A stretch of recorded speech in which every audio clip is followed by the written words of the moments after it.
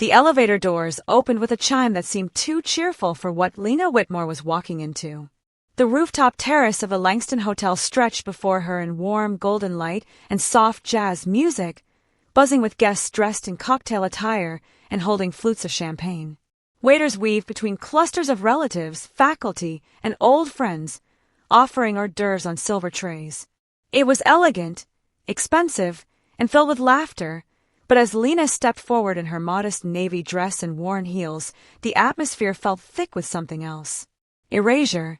Her eyes were drawn immediately to the banner stretched across the top of the terrace, flanked by two large floral arrangements. Congratulations, Dr. Isla Whitmore. That was it. No mention of the fact that Isla had a twin. No acknowledgement that Lena had also graduated from Boston Metropolitan Medical School on the same day, with the same honors, and a GPA that matched her sister's down to the decimal. Just one name. Lena's throat tightened. She held a small bouquet of white tulips in her hand, a personal token she had bought that morning before her shift ended. The flowers were a quiet gesture to mark her own graduation, since no one else in her family had thought to send any. She had wanted to believe that showing up tonight would feel like closure, maybe even celebration. But the moment she stepped into the space her parents had crafted for Isla, she realized she had walked into something else entirely, a performance designed to elevate one daughter while making the other invisible. Her mother spotted her almost immediately. Clara Whitmore, with her pearl earrings and silk shawl, barely masked her surprise. "Lena! Good, you're here. Could you check if the caterers remembered the gluten-free options? Aunt Miranda's on some new diet and keeps asking." No hello. No compliment. No congratulations. Just a logistical task, handed off as naturally as if Lena were part of the waitstaff. Clara didn't even ask about her shift at the hospital or whether she was tired after pulling a 14-hour rotation. Lena gave a nod and walked deeper into the crowd, maneuvering past people who barely registered her presence. All around her, Isla sparkled. She was dressed in a floor-length silver cocktail gown that shimmered under the terrace lighting. Her blonde hair, identical in color to Lena's, was curled and styled into a sleek bob that suited her angular face. She laughed easily with old professors, clinked glasses with hospital administrators, and accepted compliment after compliment from extended family. Lena wasn't bitter, not at Isla at least. Her sister hadn't asked for this lopsided attention. In fact, throughout medical school, Isla had often gone out of her way to include Lena in study groups, to lean on her during rotations, and to share late-night venting sessions after difficult patient interactions. But that bond had always existed in the shadows of their family dynamic, where Clara and Nathan Whitmore had made it painfully clear which twin they considered the real success story. Lena remembered the conversations, vividly. Asterisk, Isla just needs more support, that's all. You've always been the strong one. Asterisk, that had been her father's explanation for paying Isla's full tuition while Lena juggled 3 part-time jobs and student loans. Asterisk, we knew you'd find your own way. Asterisk, her mother had said that after skipping Lena's research presentation but flying to Colorado for Isla's ski competition. She spotted the dessert table and made a beeline for it, not to check on gluten-free cupcakes, but to escape. Her heart was pounding too fast, and her thoughts had begun spiraling. She felt like an intruder at a party thrown by her own family, a guest at a table she had helped build. Then, her phone buzzed in her small clutch bag. She pulled it out, and her breath caught at the name, Dr. Eloise Grant. The text read, asterisk, need to see you before dessert. It's urgent. Please meet me near the back entrance. Big news, asterisk. Lena blinked. Her stomach flipped with equal parts dread and hope. 4 weeks, she had been waiting to hear back from the Hamilton Neuroscience Fellowship at Cornell Medical Center. It was a career-defining opportunity, one that only a single graduating medical student in the nation received. She hadn't told anyone she had applied. Not her parents. Not Isla. She had submitted her work quietly, knowing the odds were astronomical and the support at home non-existent. Her research on pediatric brain trauma, completed while juggling clinical rotations, had been praised by Dr. Grant repeatedly, but even then, Lena hadn't dared to hope. She slipped out the side entrance, leaving behind the chatter and camera flashes, and found Dr. Grant waiting in a crimson blazer and tailored slacks. The older woman stood beneath a canopy light, her silver hair swept into a low bun, and her piercing eyes lighting up as soon as they saw Lena. "Lena," she said, "they've chosen you. The Hamilton Fellowship is yours." For a moment, Lena couldn't process the words. The noise of a city dimmed, the rooftop sounds faded. "Me," she whispered. Dr. Grant smiled. Your dual-modality work on trauma recovery was cited as groundbreaking. And more than that, they recognized your perseverance. It comes with full loan forgiveness, housing allowance, and research leadership. You'll be heading to New York in August. The news hit Lena like a tidal wave. Every late night in the lab, every paper rejected and rewritten. Every time she skipped meals to save money while Isla got catered meal plans from their parents. It had all been worth it. She was debt-free now, on her own merit, not from a parent's bank account. Dr. Grant continued, "Your parents invited me tonight. I believe they don't know who I am to you. I'd like to announce the fellowship during the toasts, if you're comfortable." Lena's mind raced. The entire party was engineered to spotlight Isla. Her mother would see this as sabotage. Her father would downplay it as luck. But Dr. Grant was right. If she told them privately, they'd dismiss it. If she said nothing, no one would ever know how hard she had fought to get here. "Okay," Lena finally said. "Let's do it." As they returned to the terrace, Lena's phone buzzed again. This time it was Isla. Asterisk mom's going overboard with this thing. Wish she'd celebrated both of us. See you soon. Asterisk Lena stared at the message. For the first time in 26 years, her sister had said what no one else would. Back inside, her father tapped his glass. "Let's raise a toast to our brilliant daughter Isla. Medical school is no easy feat, but to graduate without debt? That's something truly special." The applause came like waves. Lena sat at a back table, clutching her bouquet, as the spotlight shone again, on everyone but her. But tonight, that was about to change. Lena sat perfectly still as the applause faded, and her father took his seat beside her mother at the head table. Her heartbeat echoed louder than the gentle hum of music and clinking glasses. She looked down at her hands, still gripping the bouquet, the tulips slightly bruised from her tight hold. The weight of years hung on her shoulders, years of smiling through being overlooked, nodding when others were praised, staying quiet when her voice could have cracked the family's perfect image. Across the terrace, Dr. Eloise Grant moved like a woman with purpose. She was now standing just a few feet behind the dessert table, her eyes flicking toward Lena with a reassuring nod. The microphone was still resting in the hands of the event coordinator, who was now being motioned over discreetly. No one else noticed, not yet. "Do you think Dad really meant it?" Isla asked suddenly, sliding into the chair beside Lena. She was glowing from the crowd's attention, but her brow was furrowed with unease. What he said about debt-free being the achievement. Lena looked at her, unsure how to answer. There had been so many moments, hundreds, when she had wanted to scream the truth. That Isla had been carried while Lena had climbed. That Isla had been supported while Lena had survived. But this wasn't the moment to weaponize resentment. Not when her sister was finally asking the right questions. "I think," Lena said slowly, "that Dad meant what he always means. He praises what he pays for." Isla's lips parted as if to respond, but she fell quiet. Her eyes drifted toward the entrance, where Dr. Grant now stood with the microphone in hand. "Excuse me," Dr. Grant said, her voice firm but elegant, the kind that belonged to someone used to commanding attention in operating rooms and conference halls. The chatter across the terrace dimmed. Heads turned. Cameras lowered. "If I may, I'd like to say a few words. I was honored to be invited to this event and doubly honored to be part of the journey of one of your daughters." Nathan and Clara exchanged uneasy glances. Clara's smile froze mid-sip, the rim of her champagne glass hovering near her lips.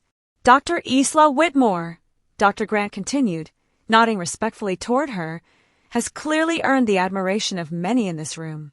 But I'd like to speak now about the other Whitmore graduate, Dr. Lena Whitmore." The name hit the crowd like a dropped glass. There was a pause, a collective inhaling of breath. I've had the privilege of mentoring Lena over the past 2 years as she conducted pioneering research on neuroregeneration following pediatric trauma.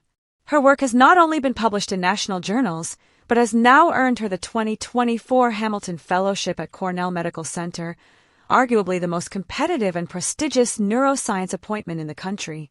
Gasps echoed across the terrace. Even the waitstaff paused. Cameras turned from Isla toward Lena, who sat motionless, stunned, as the recognition she'd never received at home suddenly flooded the air around her.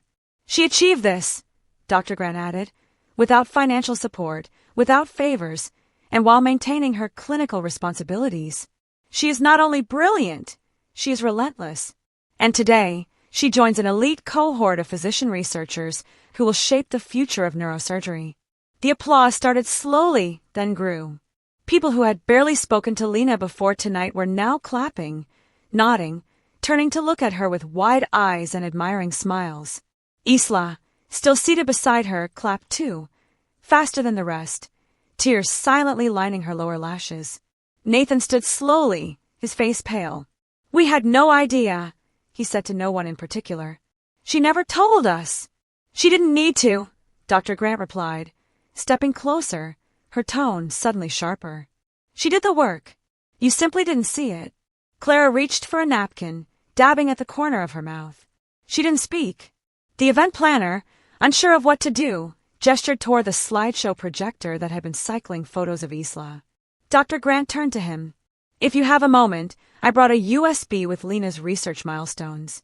I think it's time the room saw both sides of this family story." Lena stood slowly, her knees shaky, the bouquet still in her hand. The applause hadn't stopped. Her cousins were waving. Some of her former classmates were standing, cheering her name. For the first time in her life, Lena Whitmore wasn't just someone's sister or someone's shadow. She was being seen for who she was and what she had accomplished. She turned to Isla, who rose and hugged her without hesitation. "I'm sorry," Isla whispered. "I should have said something years ago." Lena nodded, not trusting herself to speak. Then she glanced across the room and met her parents' eyes. Nathan looked like he wanted to say something, anything, to rewrite the last 26 years in a sentence. But no words came. And maybe that was just as it should be. Lena lingered near the terrace railing, the city lights of Boston stretching out beneath her like a river of stars. The hum of conversation had returned behind her, but it was softer now, more reverent. The energy in the room had shifted. Moments ago, she had been invisible. Now, people moved out of their way to shake her hand. They asked about her research, her next steps, her move to New York. But despite the warmth and recognition, Lena's stomach remained tight, as if waiting for something that still hadn't arrived.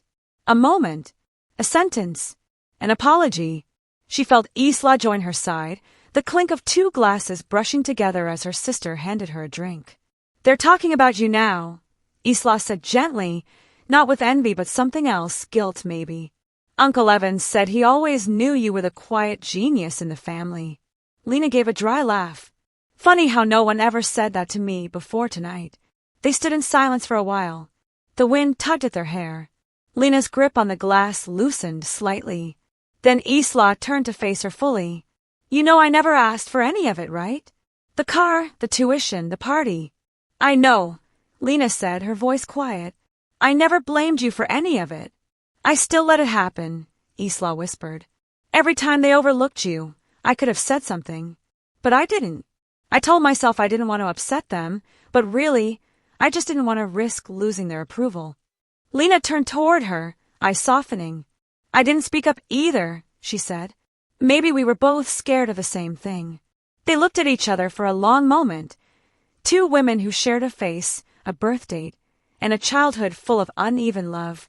Somewhere deep beneath the years of imbalance, they had been on the same side all along. It had just taken this night, this unraveling of perfection, for them to find each other again. Behind them, a familiar voice approached. "Girls," Clara said, her tone almost sweet, though the nerves trembled beneath it. "Could we talk for a moment?" Lena turned slowly. Her mother looked poised, but her eyes were restless, searching. Nathan trailed behind her, clearing his throat as he came to a stop. "That was quite a surprise," Clara said, smiling too tightly. "Dr. Grant certainly knows how to make an impression." Lena didn't respond. "We had no idea you were even being considered for something like that," Nathan added. "Why didn't you tell us?" Lena set her glass on the railing. Because it never seemed to matter. Whenever I accomplished something, it was just expected. Or overlooked. Clara's face stiffened. That's not true. It is, Isla said, stepping in. It's always been true. Every time she succeeded, you downplayed it. Every time I stumbled, you rushed in with a safety net. You made me feel special and made her feel replaceable. Isla, that's not fair, Nathan said. We supported you both, just in different ways. Lena nodded slowly. Yes. You paid for her life and expected me to pay for mine. You flew to her events and asked me to send pictures. You told me I was resourceful like it was a compliment, but really, it was your excuse not to show up. There was a long pause. Clara's hand drifted to her necklace. Nathan shifted awkwardly. They had no defense. Only habits and history. I'm sorry if we made you feel that way, Clara finally said, the words clipped and hesitant, more obligation than truth. Lena raised her eyebrows. You didn't make me feel that way. You just did it. Her parents stood frozen, caught between embarrassment and confusion, unsure of how to repair a relationship they had never truly built. Isla broke the silence. We're not doing this tonight, but we will do it. We're not sweeping it under the rug anymore. Nathan opened his mouth, then closed it. He looked at Lena again, searching for the little girl who used to follow him around with science kits and library books. But she wasn't there anymore. In her place stood a woman with steel in her spine and scars he had never bothered to see. Dr. Grant reappeared near the bar, speaking with a group of physicians. When she saw Lena, she smiled and raised her glass. People were still glancing in her direction, murmuring her name with newfound reverence.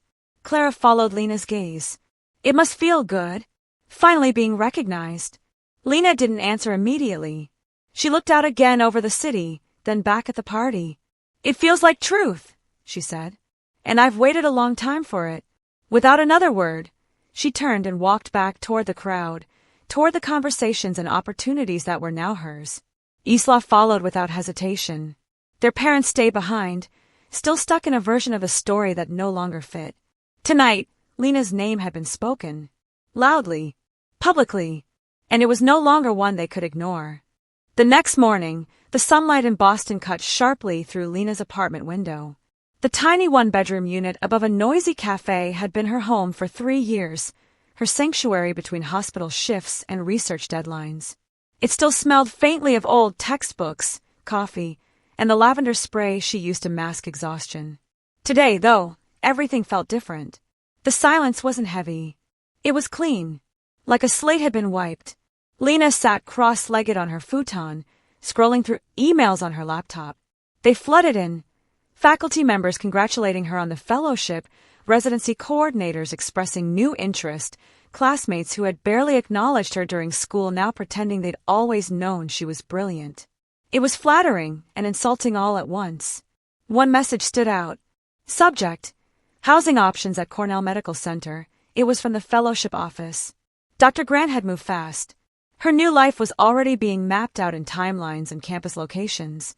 She sipped lukewarm coffee and stared at her small wall of pinned-up articles and notes, papers she had written, published abstracts, sticky notes in her own cramped handwriting. Most of these had been created during late nights alone in the research lab, when even janitorial staff had gone home. Her most significant discoveries hadn't been celebrated in real time. She had celebrated them quietly with takeout noodles and fluorescent lights buzzing above her. She touched the edges of a printout, Neurovascular Response to Pediatric Trauma, co-authored by E. Grant and L. Whitmore. Beneath that, a post-it with one of Dr. Grant's scribbled comments, *, your instincts are sharper than most senior residents I've met. Own it. *, that note had gotten her through an entire semester of rotations where she often felt like a ghost in the room. Her phone buzzed again. This time it was Isla. Isla *, Mom called. She's trying, I guess. Wants to meet with us, properly, this weekend. Dad's not saying much, *. Lena stared at the message. She typed, then deleted. Typed again.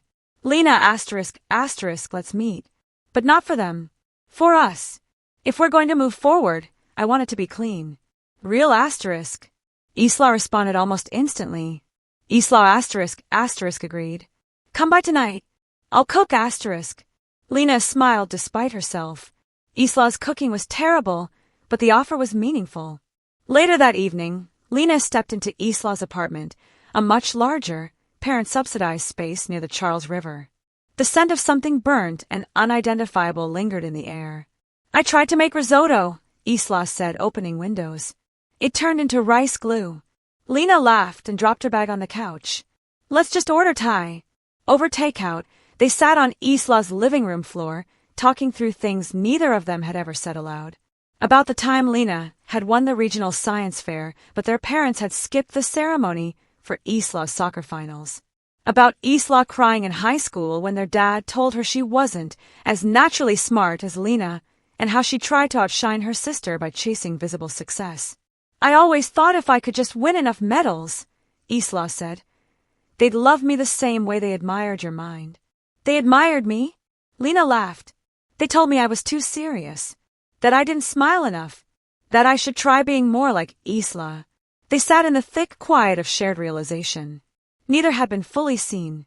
One had been adored for effort, the other for resilience, but neither for who they actually were. The competition had been manufactured by the very people who were supposed to be their foundation. "But you know what?" Isla said, sipping tea now. "It's over. We don't have to carry their imbalance into our future. You're going to New York. I'm staying in Boston. But maybe now we can be sisters instead of two of us fighting for a spotlight." Lena nodded. "Let's not let them rewrite what happened, either. No matter what apology or excuse comes next." "They'll try," Isla said. "I know," Lena replied. "But I'm not that girl anymore."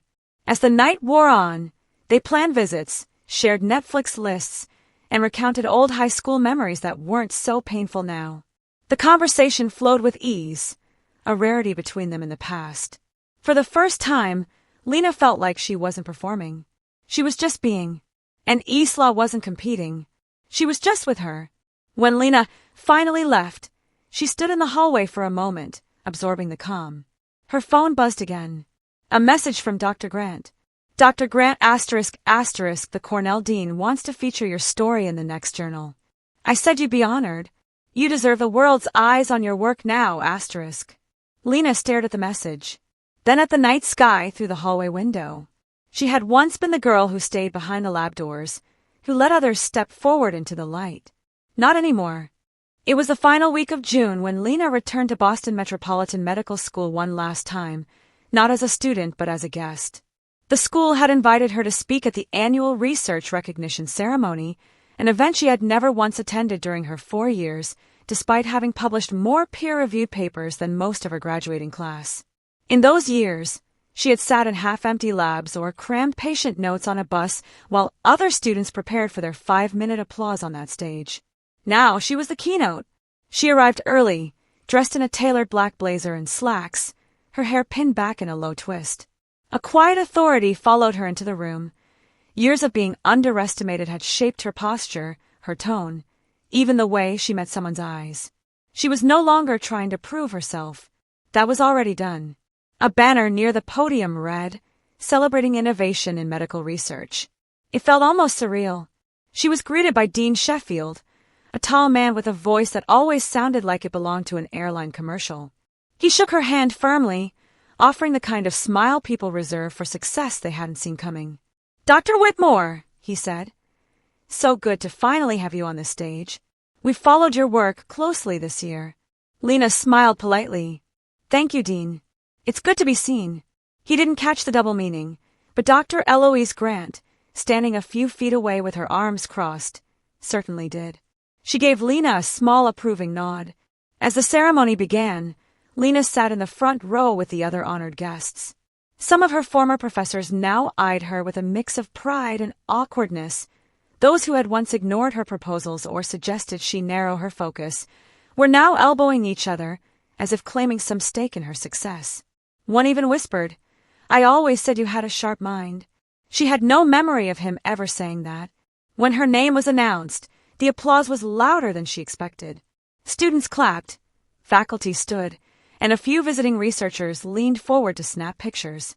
Lena took the stage, adjusted the mic, and let the silence stretch just long enough to command attention. "I used to sit at the back of this room," she began, wondering if anyone knew what I was building in the lab. She paused. The audience was still. I wasn't the loudest.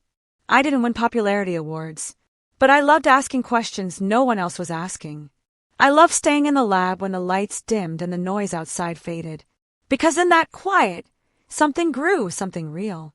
She spoke for 10 minutes, detailing her journey, the barriers, the nights she spent eating instant noodles while her peers went to sponsored dinners. She didn't name her parents. She didn't need to. The emphasis was on earned respect, not gifted opportunity. After the speech, a line formed, students and young researchers who wanted advice, mentorship, or even just to shake her hand. One young woman, likely a first-year student, said, "I didn't even know someone like me could get there. But now I believe it." That sentence alone made the years of silence worth it. As the crowd thinned, Lena stepped outside for air.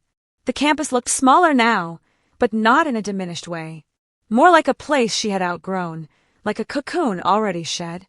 Dr. Grant joined her, holding 2 paper cups of coffee from the hallway machine. "You know," she said, handing one to Lena, "when I first read your early drafts, I saw raw thinking. Untamed brilliance. You didn't fit their formula." Lena smirked. "No, I think I broke it." Dr. Grant raised her cup, to shattering small expectations. They clinked cups like wine glasses. As Lena walked back through the halls of the university, her mind drifted not to what she had just accomplished, but to what was ahead.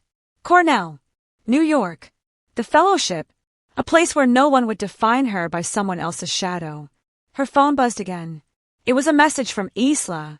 Isla ***, moms, sending baby photos to the alumni group chat now. "She's pretending she always believed in you ***. Lena ***, led her. "I'm already gone ***.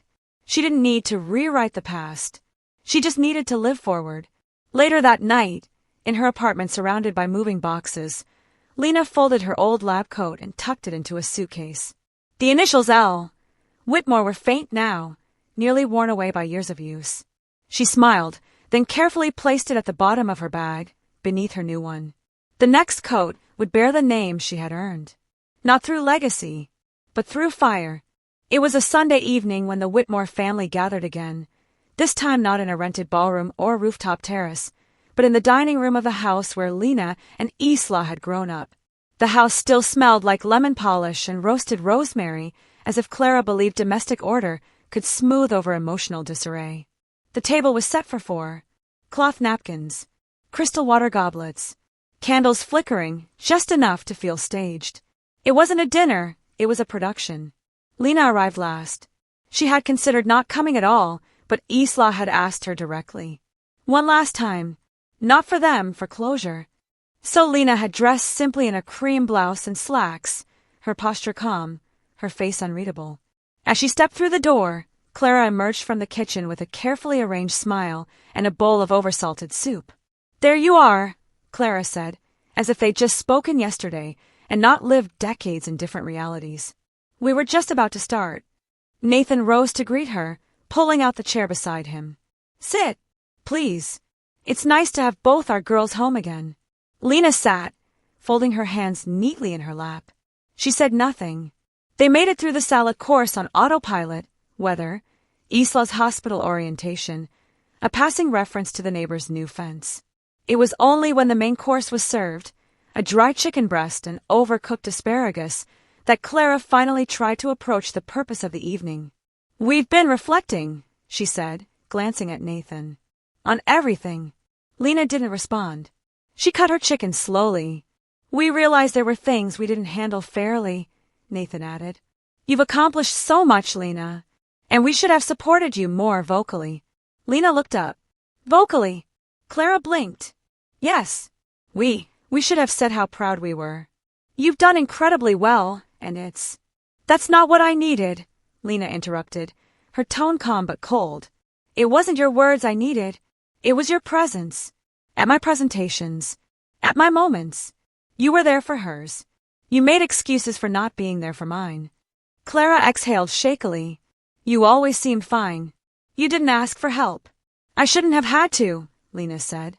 Isla shifted in her seat. "Mom, Dad, we're not here for rehearsed apologies. We're here to put the truth on the table. And you need to listen. Nathan's jaw tensed. You make it sound like we were villains. No, Isla said. You were parents, but you were also biased. And you never acknowledged it.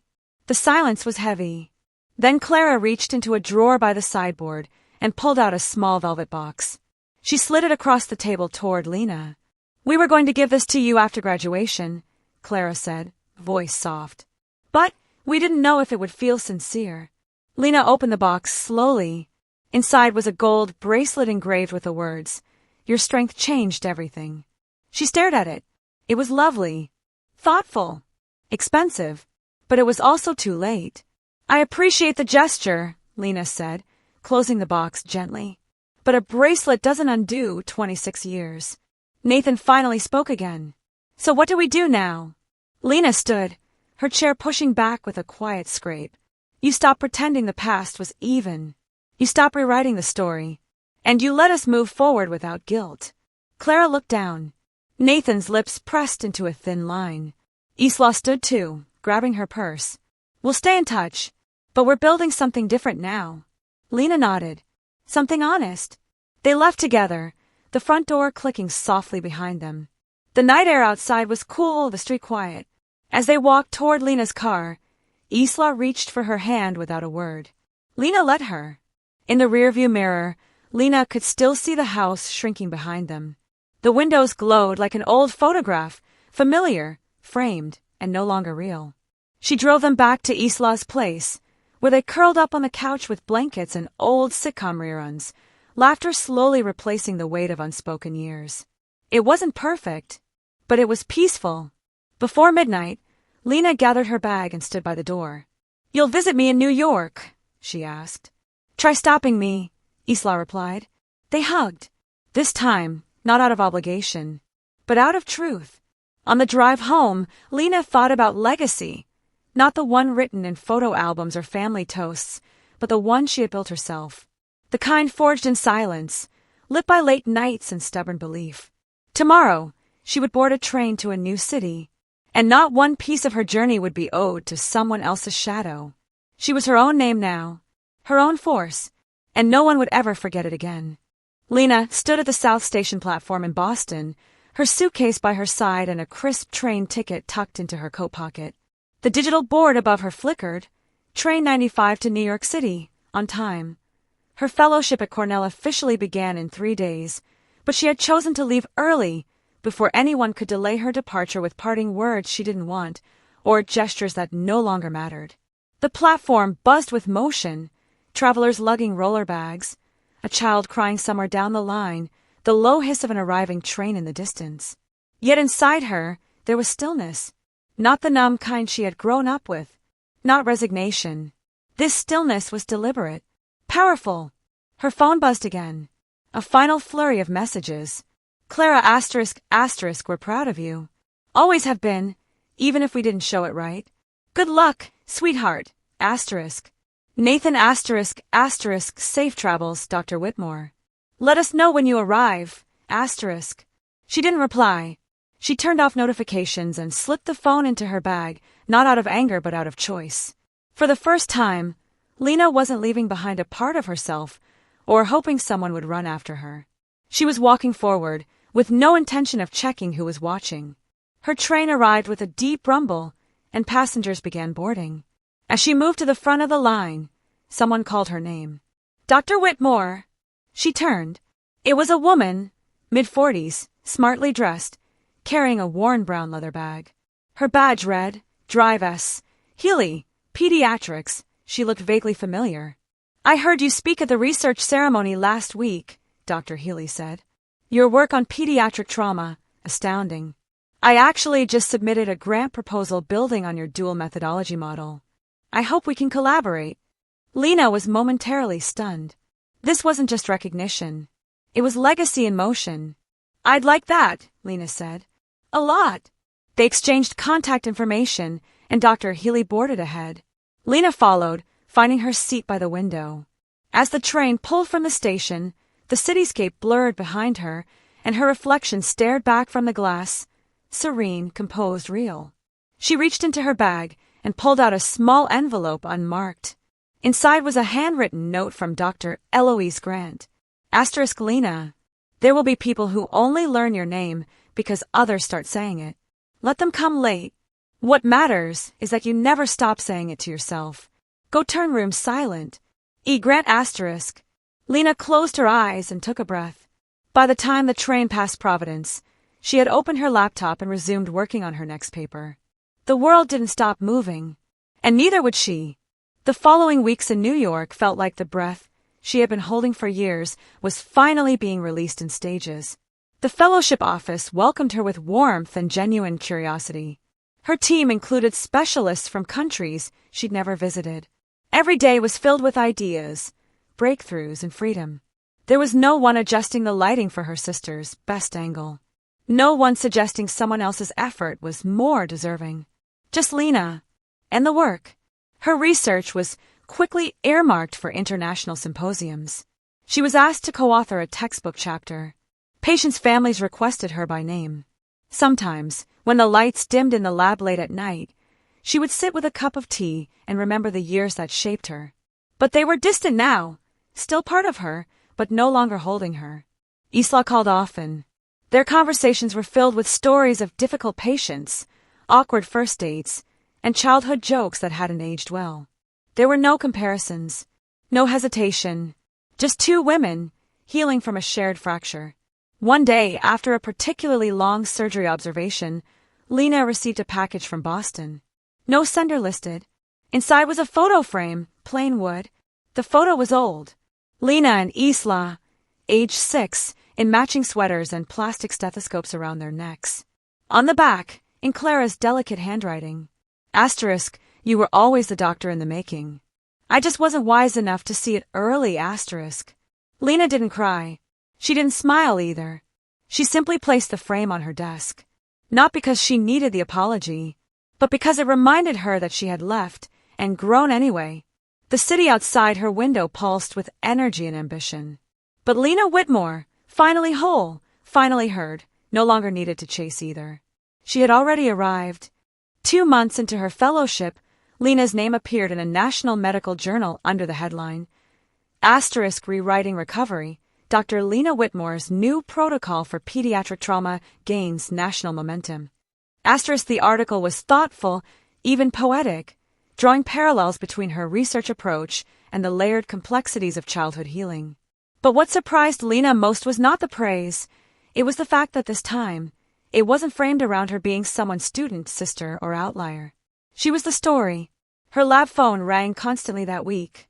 Invitations poured in for panel discussions, grant collaborations, and speaking events.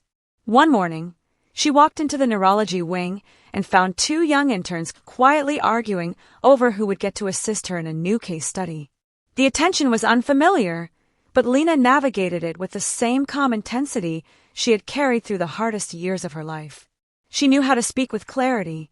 She knew how to listen. And more than anything, she knew how to teach others the value of being overlooked, how that invisibility, when endured with purpose, could become the sharpest edge in any room. Still, recognition wasn't everything. It wasn't what had driven her through sleepless nights or underfunded semesters. What mattered now were the children recovering under her protocols. The single mother who sent a thank you letter saying her son had smiled for the first time in weeks after Lena's non-invasive approach. The nurse in training who told Lena she reminded her of the kind of doctor she wanted to become.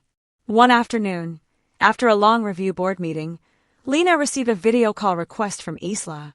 She answered it while sipping tea by her window, the New York skyline hazy in the golden light. Isla's face filled the screen, scrub top, hair messily tied, expression exhausted but smiling. Guess who just passed her trauma psych rotation with flying colors? She beamed. Lena raised her cup. Let me guess. She's got great hair and a very stubborn moral compass. Bingo, Isla grinned. Then her tone softened. I showed my attending your published framework. She asked if I knew you personally. I told her you were my sister. She paused and said, tell her we're watching everything she's doing. She's the real deal. Lena let the words settle. That's good to hear. I mean it, Isla added. You're doing something that matters. Even from here, it's obvious. There was a beat of silence between them. The kind that didn't feel heavy anymore. Just familiar. Are you coming back to Boston anytime soon? Isla asked. Eventually, Lena said. But not for long. I'm not done here. You better not be, Isla replied. Cornell suits you. You're too big for small places now. After the call ended, Lena sat with the quiet. She thought of all the small rooms she had grown up in, classrooms, basements, back corners of lecture halls where her questions were too technical or too early. She thought of the parties where her name was left off the banner. And then she looked around the space she now called hers, a windowed lab with her name on the door, a research assistant team that referred to her work like scripture. She picked up a stack of case files, ready to resume. But then her phone buzzed once more. A message from Dr. Grant. Dr. Grant ***, they've invited you to keynote the Pediatric Neurology World Summit next spring. You in ***. Lena smiled. Lena ***, you bet I am. Let's give them something they won't forget, ***.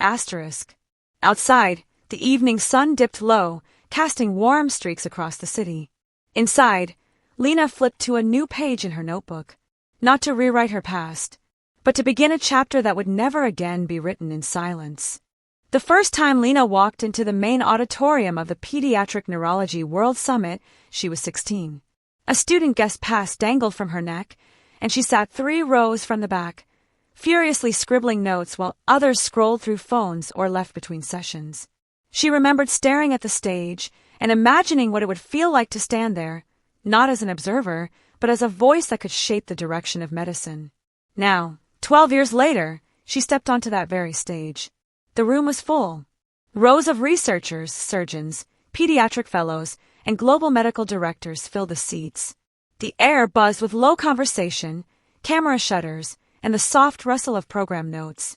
Lena stood alone behind the podium, her dark blue suit crisp under the lights. She could feel her own heartbeat, but it didn't rattle her. She wasn't here to perform. She was here to say something only she could say. When she spoke, her voice carried clear and grounded. She didn't open with statistics. She opened with a story. When I was 7, she began, my class visited a children's hospital. There was a boy in the neuro ward. He had survived a bike accident but hadn't spoken in weeks. Everyone else walked past him. I stayed behind. I sat by his bed and told him about the stars. I don't remember what I said exactly, but I remember that he blinked at me and reached for the edge of the blanket. That small movement told me something big. He wasn't gone. He was waiting for someone to see him.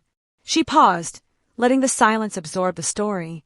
That's how I approach research and medicine, with the belief that sometimes the difference between silence and healing is someone staying in the room long enough to ask better questions.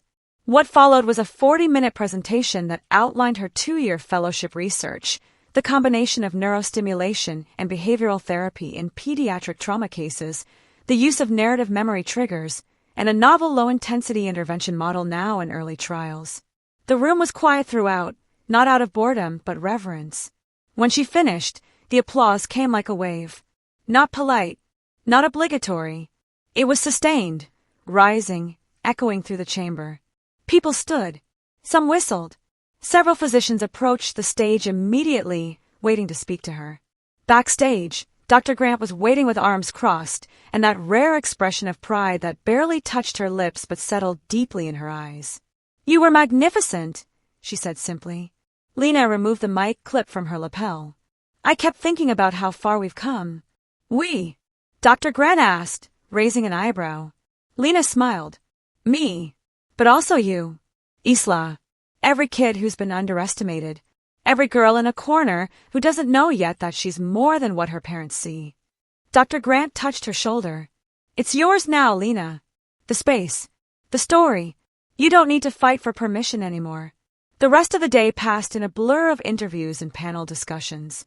At one point, Lena found herself seated beside a Nobel Prize winner who praised her paper and asked for a copy of her data set. She agreed with ease, confident in the strength of her work, no longer surprised when people listened. Later that evening, she stepped into her hotel suite overlooking Central Park. The city glowed, alive and unsleeping. She changed into sweatpants and a hoodie, ordered soup and bread, and sat with her laptop at the window. She opened a folder labeled Future Ideas. At the top was a blank document. She titled it, Chapter 1, Listening Before the Silence. She began typing, not because anyone was watching, but because the world she had dreamed of standing in now stood still when she spoke. No more chasing validation. No more asking to be included. This was her platform now, and she had only just begun. 6 months after the summit, Lena returned to Boston. Not for her parents, not for obligation, but for a speaking engagement at the same medical school where her brilliance had once gone unnoticed. The university had asked her to deliver the annual Whitmore Lecture on Innovation in Pediatric Medicine, a title that still made her pause every time she saw it in print. They had named it after her. It was the first time in the institution's 100-year history that such a lecture bore the name of an alumna under 40. When the email arrived from the dean, Lena had stared at it for a long time, not because she doubted it, but because of how far she had come from needing it. The campus looked smaller now. She walked past old lecture halls and vending machines she once relied on for dinner. Professors waved eagerly, students asked for selfies. But Lena didn't feel like a celebrity. She felt like someone who had walked through fire and rebuilt herself from ash. At the auditorium, the front row was already full. Isla sat near the center, flanked by a group of her own psych residents. She beamed when she saw Lena.